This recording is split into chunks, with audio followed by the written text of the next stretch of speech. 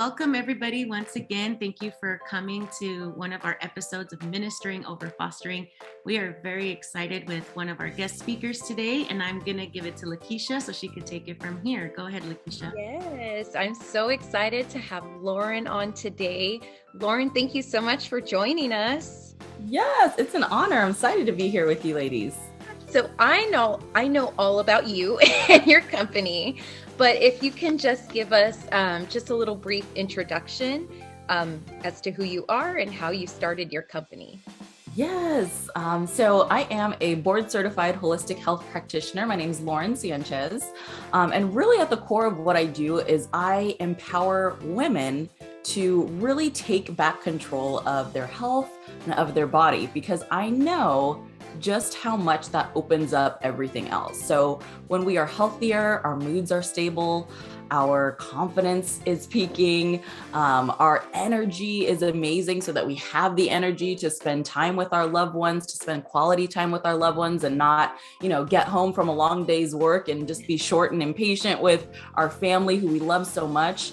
And also really just having that empowerment and that education, that knowledge to take care of our families as best we can too, in terms of their health. So feeding them foods that we know are going to support their amazing different processes, like their energy, like their confidence, their productivity, focus, mental clarity, all of those different sort of things. So really, I help women take back control this area of their life. A lot of women come to me for help with weight loss, for help with balancing their hormones, for help with energy, and much of the things that I just kind of covered right now. But basically that is at the core of what I do in a holistic manner. So everything that I do is all about bringing balance back to the body and balance back to back to the body so that the body can do what God intended it to do, is to heal, to restore, to balance, and to just make us feel like our best self each day when we're going throughout, the day and handling all of the different responsibilities that we have and the different hats that we wear. So that is what I do. That's what my company focuses on. I also have just a very big heart for, and why I'm excited to be here, have a very big heart for children in disadvantaged circumstances, where we can shed some light on them, and all of the different things that we need when we're young, and to grow up and have a life that we can be proud of and contribute back to the world and all of that. So I'm super excited to be here and share a little bit of what I'm passionate about, so that people can, again, like I said, take back control of their health and love their body the way that, God intended us to do so. So I love that. I feel like you touch base on a lot of different benefits of taking care of yourself already. One thing that you did mention is moods. How when you take care of your body, it improves your moods, right? If you can think of some, like the major benefit that can help our youth, right, in foster care, what would you say would be the major benefit of taking care of their health? Yeah, so I love this question and I love talking about things this way, because even in my intro, I could have easily just been like, oh yes, I'm a board certified holistic health practitioner. I help women balance their hormones, their neurotransmitters, and all of these different we get so disconnected from the actual benefit of health. So I love talking about this side of things because it opens up possibilities for people. Because like I said, we're disconnected from these benefits. So some of the benefits that I really like to touch on are things that I've spoken about so far, but I can give a little bit more detail.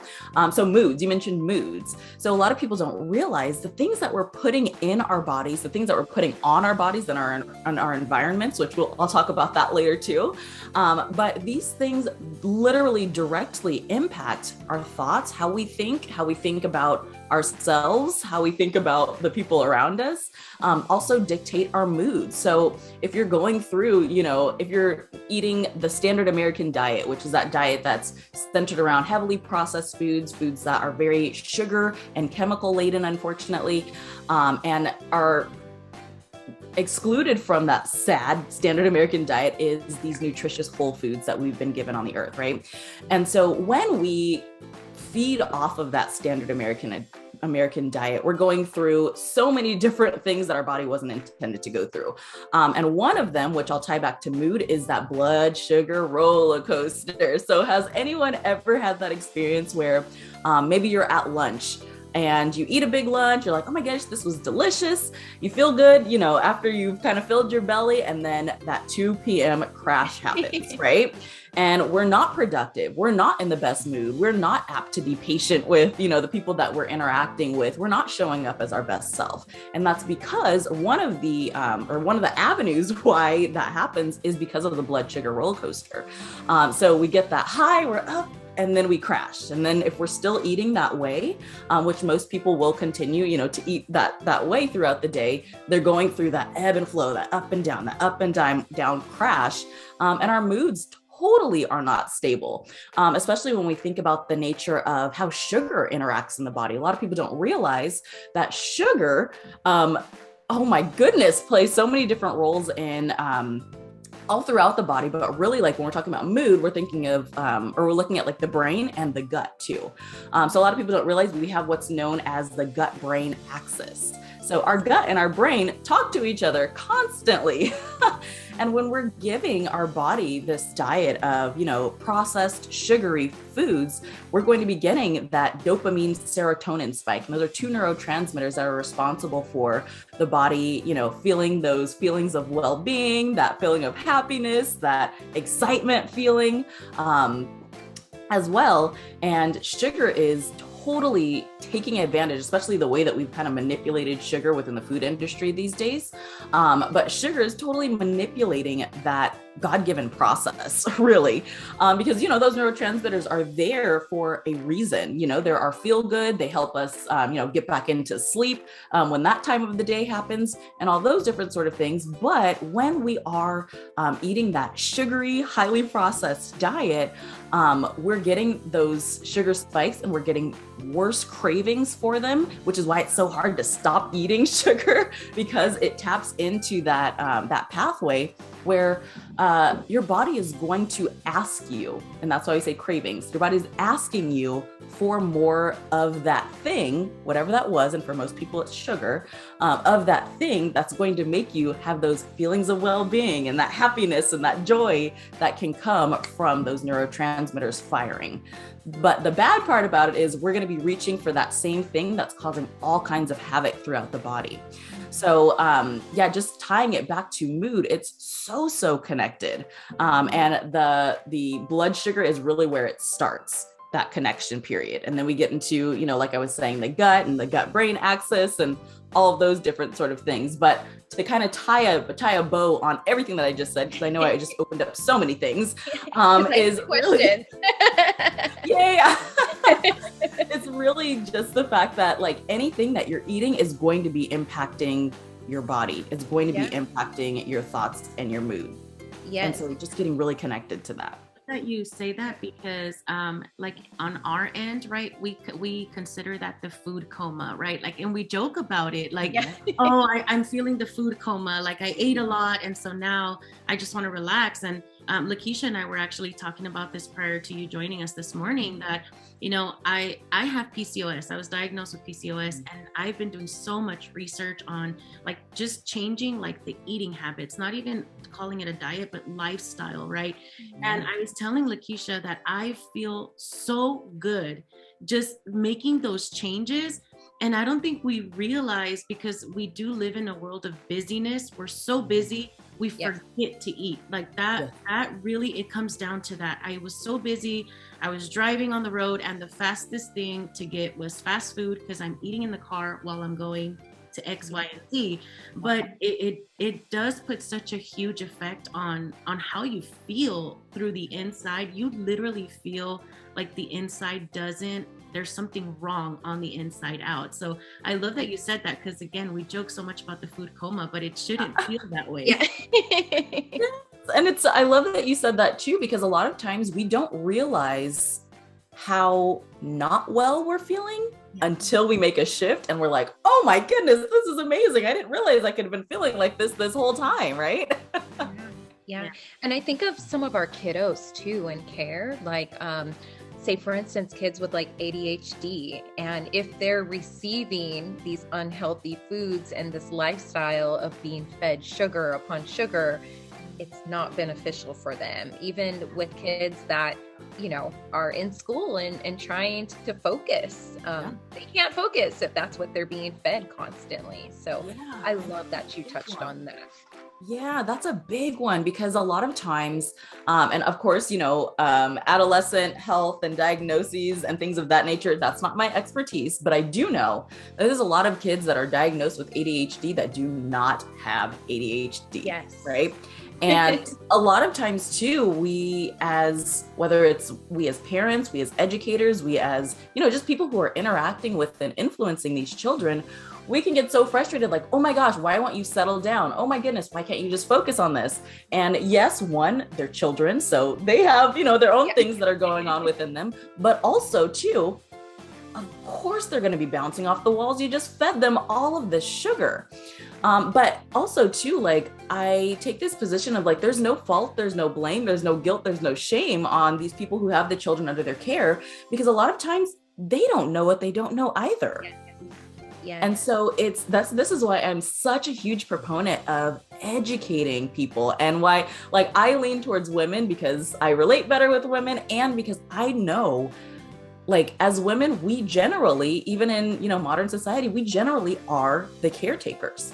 Yeah. And so when we know what to do to take care of ourselves, we can so much more easily pass that down, and pass down the habits, pass down, you know, the nutrition that you're actually feeding them, and just understanding like what exactly is kind of going on within this little person that I love so much and who's under my care. Because yes, I mean, kids react very quickly. I would even say a lot of times react quicker than adults do, because we've been on the planet longer. We've had all of these other different influences come in, whether, you know, a diet, eating a specific diet over, you know, the decades of life that we've had on this earth, the habits that we've had for decades of life that we've had on this earth. So our body is at obviously a completely different state than a child's body would be. So they don't have as much of those underlying things going on in their body that we as adults do. And so they can react much quicker than we do to some of these different changes. It's just a lot harder to make that shift for them because they don't really understand, you know, what's going on. And it's so much easier too, like, and not even like talking about like little kids, but like even someone who's in their, you know, like 18, 19, 20, they're not super connected yet with the low parts of not taking care of yourself because it hasn't quite caught up with them yet. So it's really also like when we're talking about like the youth, we get really strong at conveying the message to them that the way that you take care, this is something I'm so grateful to my mom for. I remember her telling me, you know, I used to run track competitively. And so I remember her telling me, you know, like you taking care of yourself, like you being active. And she didn't use the term like taking care of yourself. She was like, you working out and exercising, like it's going to be so much easier for you later because you started doing this now. And that's something that I always remember. And that's something that I am so excited to impart on, you know, any younger person that I have the opportunity to influence, is really dialing in that message that like what you're doing now is setting you up for a beautiful future when you're taking care of yourself starting at a young age. And so just getting into them that perspective, getting into them that vision, which I think we really need to talk to young people about more anyways, like their vision, and also letting them know like it can change too, like your vision can totally change and that's okay. It happens for all of us, but have something that you're excited about. And I don't want to go on a tangent on that too much, but really like just imparting to them, you know, two things, like the adults, like understanding the connection between the benefit to taking care of yourself and what that actually looks like in your specific life. And then imparting to the children, or, you know, young adults, how much the impact, again, the benefit now and the benefit in the future too. Just to kind of help, because really it's the mindset, it's perception, it's our thoughts that we really get to focus on, because our thoughts, our perception, our beliefs is what fuels our actions, period. Yeah. It's all about our mentality. So I know you mentioned a lot about I'm just going back into our perception, right? Yeah. How health can definitely make our perception of ourselves just better overall, and we can feel better. What are some tips that you might have for our resource parents on how can they implement some of these tools into their daily life so they can be an example for our youth? Yes. And that's the key too, is like really being that example, because it's really, really hard to try to like encourage and enroll someone in taking these different action steps if we're doing something that's completely contradictory to that, right? So it's hard. And then the beautiful thing about doing this in the area of your health is that yes, you're going to be a great example, but you're going to be getting so many benefits on your end. And then because you were a great example, the child who's in your care is going to be having their own, great experience and benefits too. So I love that it's just this like twofold, relationship.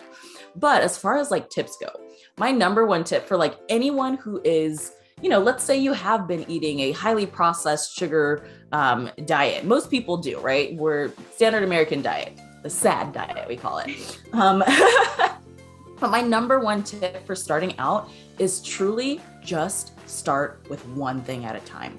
Like, don't try to overhaul everything. You're going to overwhelm yourself. You're going to overwhelm the kids that are in your care. Like, just do one thing at a time. And let yourself get that under your bones. Let that become, woven into the fiber of how your family lives and how your home, the flow of your home goes. But just start with just one thing. And when you might be thinking like, okay, Lauren, well, what do I start with, right? And so like my advice for that is I like to see people not change anything really actually about their diet. I really just want you to focus on adding. So I don't want you to focus on taking anything away at first, right? Because there's a mental block that tends to come up when we're like, oh, I can't have something. Like if you tell yourself, I can't have something, what do you think you're going to want? That thing that you can't have, right? Yes. So we want to make sure that we're focusing actually first on adding in things. So the first thing that I always tell people is to add in a 2-cup serving of greens. Now, for a lot of people, that's like, oh my gosh, that's a lot of greens. And if you have to work up to it, but start. Okay, so you can start with 1 cup. So that could look like adding a cup of broccoli to, and I'll give you examples of foods that, aren't really great, aren't, we don't want at the center of our diet, but baby steps. I'm all about baby steps.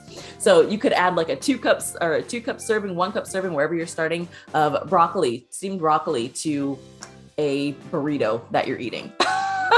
Or add a serving of Brussels sprouts to a pasta dish that you're eating, or add a 2-cup serving of spinach to something else that you're eating. And my only caveat, or my only rule, I'll call it, with this is that you have to eat your cup serving before you move on to the other components of your meal.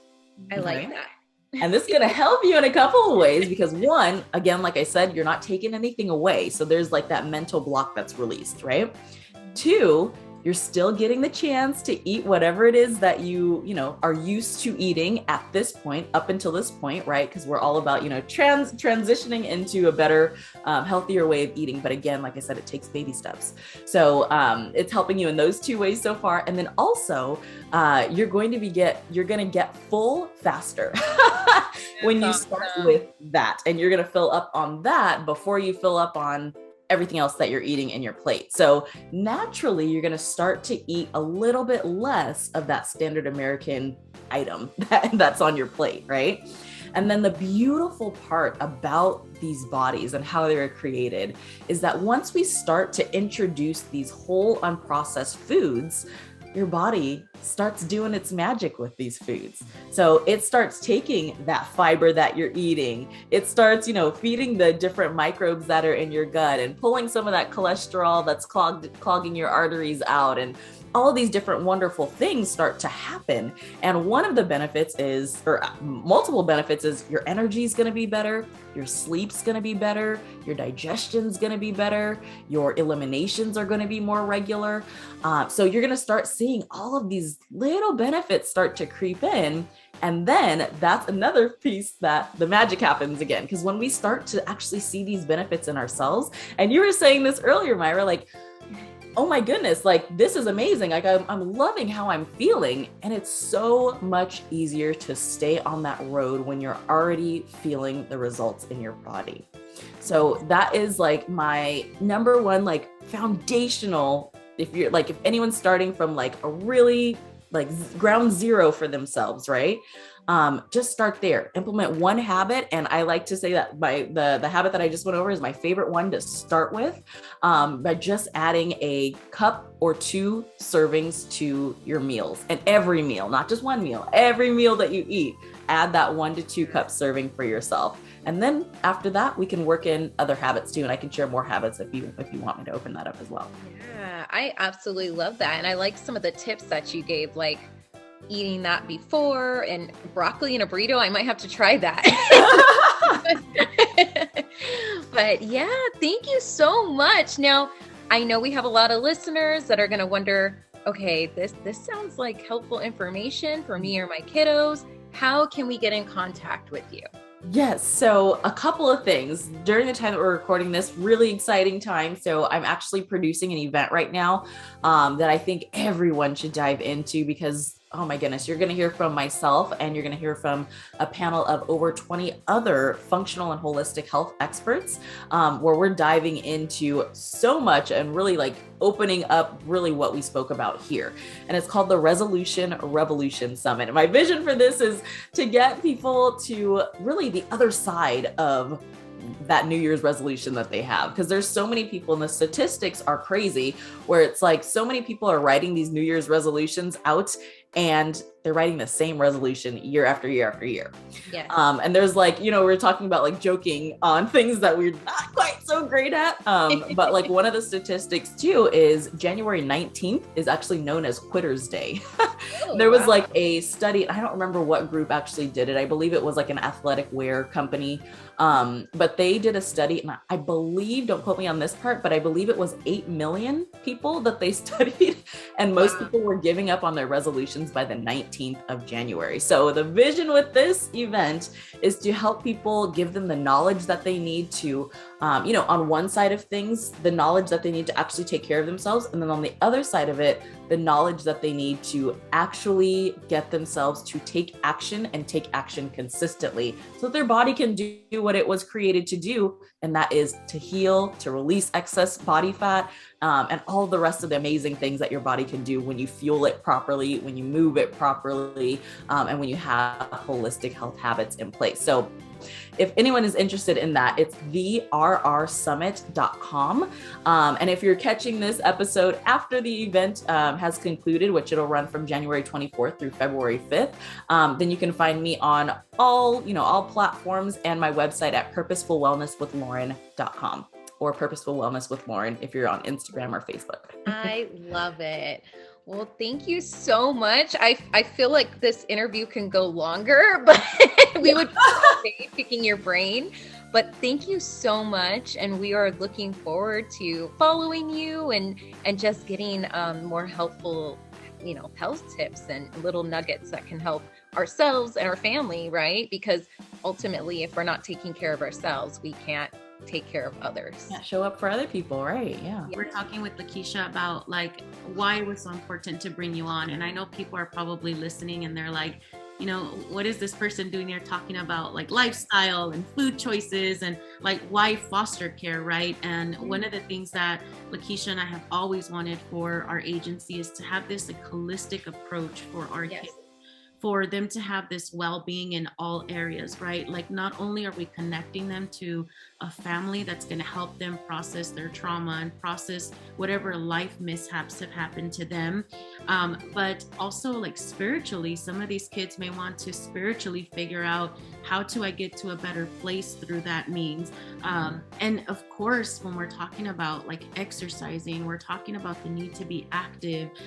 We dive in so much with our families about extracurricular activities and why those are so important, those outlets, right? It's not a waste of time. It's really an outlet. It's a way to say, I need to to figure out how to cope and how to deal with some of these things. And this is the best way to do that. But I think as part of that holistic approach, knowing what to do with what you're consuming to your body, you're putting into your body, and knowing why it's so important and the benefits of just confidence, like feeling like I wake up in the morning and this is not the best situation, but I feel so much better about myself. That helps me to walk into an interview feeling like I got this, right?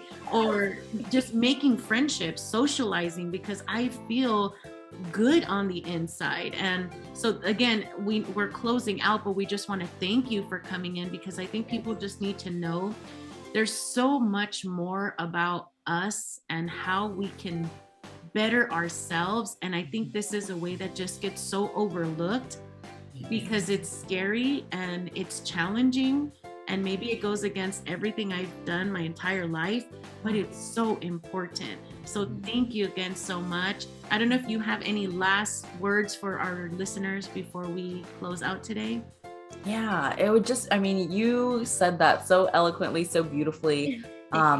When we take care of ourselves, it just opens up so much in life. And once you start making little changes, you're going to notice, because it's really easy to hear someone say that, but until you feel it for yourself, man.